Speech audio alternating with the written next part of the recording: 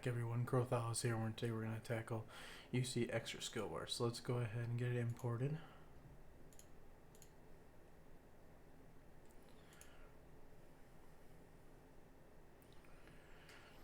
And Extra Skillbar is just that. It adds another skill bar that we can utilize and set different hotkeys to. So now that we got it imported, let's get the README open.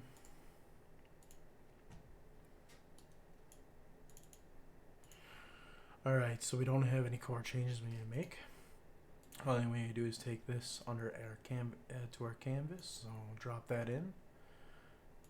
And we'll close that up, save, and hit play.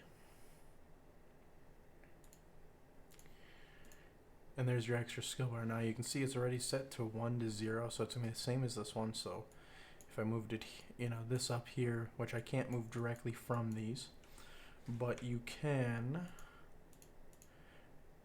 move them from here to here. This is just meant so you didn't accidentally move your skill on accident. Otherwise, it's a quick change if you want to add that functionality behind the scenes. It's just telling it that they can switch between them. Otherwise, I'm still here. What we want to do is make sure all those are not the same button. You can come into your prefabs here in entities, players, and under warrior.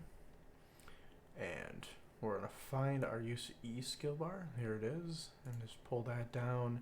And now you'll see all the buttons are here. So you can go ahead and change these, like F1, for example, like most games do. F2. I'm not going to do them all, but we'll do that. And then we'll hit play again. And now you'll see they're on F1, F2. And if I was to go ahead, let's say, pull a potion in and put our potions on F1. Let's go take some damage.